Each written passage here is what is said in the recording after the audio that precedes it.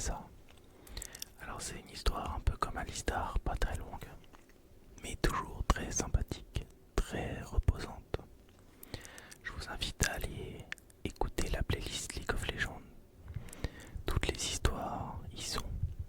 Enfin, celles qui ont déjà été faites. Allez, sur ce, on commence tout de suite avec la citation d'Ambessa. Mes ennemis sont les ennemis de ma famille. Voilà ce qu'elle a dit. Ensuite, tous ceux qui connaissent le nom de Medarda savent qu'il faut craindre et respecter sa matriarche, Ambessa. En tant que générale noxienne, elle incarne la force impitoyable et la détermination sans peur. Son rôle de matriarche n'est pas bien être différent. Elle se doit de faire preuve d'une grande ruse, tout en ne laissant aucune place à l'échec ou à la compassion.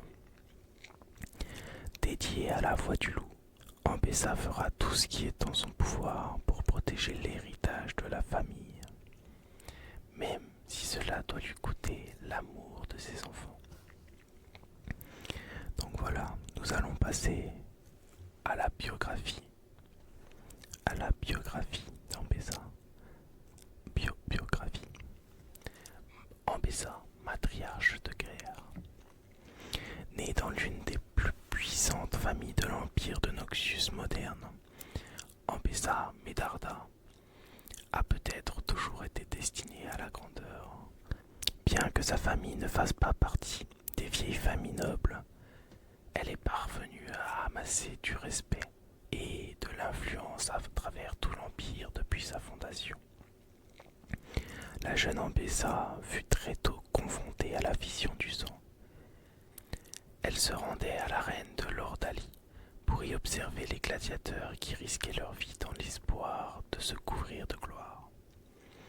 Même si elle était trop jeune pour connaître elle-même la joie du combat, elle étudiait chaque affrontement et intégrait chaque mouvement de ses combattants.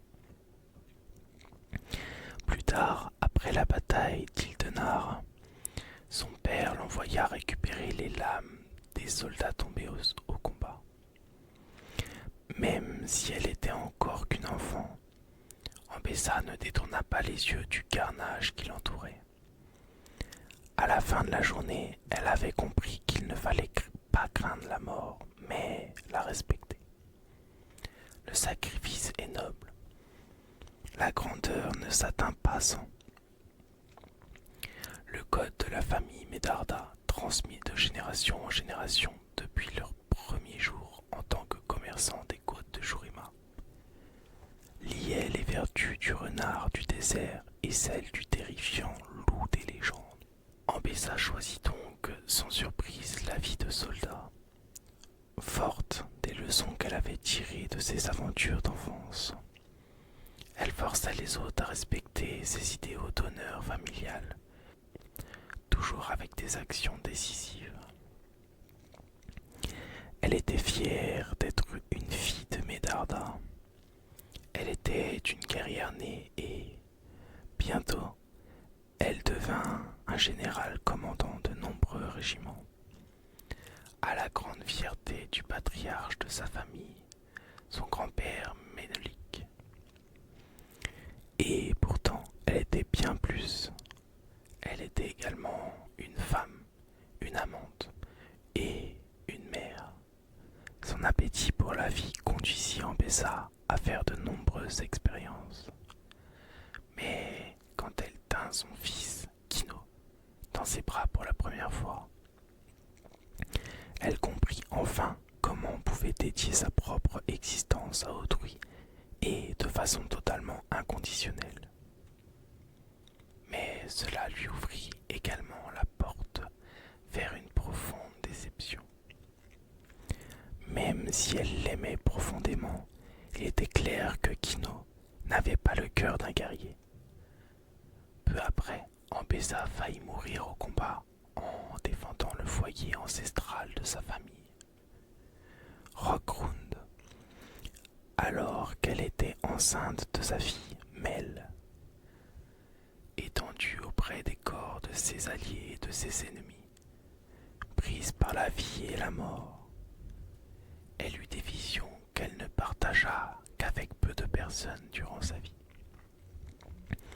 Ce qu'Ambessa fit ne fit que renforcer sa détermination et son ambition. Le monde ploierait sous sa volonté pour que ses ennemis ne puissent jamais exploiter la faiblesse de ses enfants. À partir de cet instant, l'ascension d'Ambessa devint fulgurante. Elle dirigeait depuis le front à chaque bataille, jetant un regard noir à la mort, et après chaque victoire, elle venait plus ingénieuse, plus téméraire et plus impitoyable. Quand le vieux Ménélique Médarda finit par mourir, il ne nomma aucun héritier sur son lit de mort, déclenchant ainsi une guerre de succession au sein de sa propre famille. Pour Ambessa, ce n'était que du vent. Ses adversaires n'avaient aucune chance. C'était sa destinée. Ses rivaux furent vaincus et elle se promit de forger un héritage digne du nom de Médarda. Un héritage digne de ses enfants. En tant que matriarche, Ambessa put commencer à parler plus librement de sa propre devise. Soyons le loup de toutes choses. Elle ne pardonnait aucune faiblesse et aucune dimension dans son entourage. Afin que cette faiblesse ne puisse jamais l'affecter, elle envoya même sa fille Mel dans la lointaine cité de Piltover.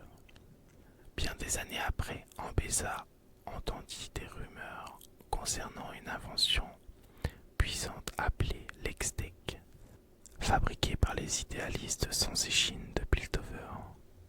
Intrigué par le potentiel d'une telle découverte, Ambessa se rendit à la Cité Dorée pour rendre visite à sa fille, afin de déterminer si cette technologie pourrait servir à la famille de Médarda.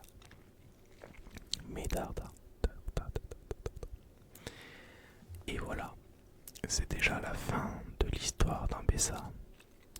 Malheureusement, on n'a pas l'histoire comme on a pu l'avoir avec Akali ou Akshan. Néanmoins, c'est quand même une très bonne histoire. Et je sais pas vous, mais à chaque fois que je finis de lire les histoires, j'ai qu'une envie, c'est de jouer le personnage, de l'essayer, de me faire une petite game. Et j'espère quand même que cette histoire a pu vous reposer, que vous allez faire de très beaux rêves, de très beaux rêves. N'hésite pas à t'abonner, à lâcher ton petit like, et on se retrouve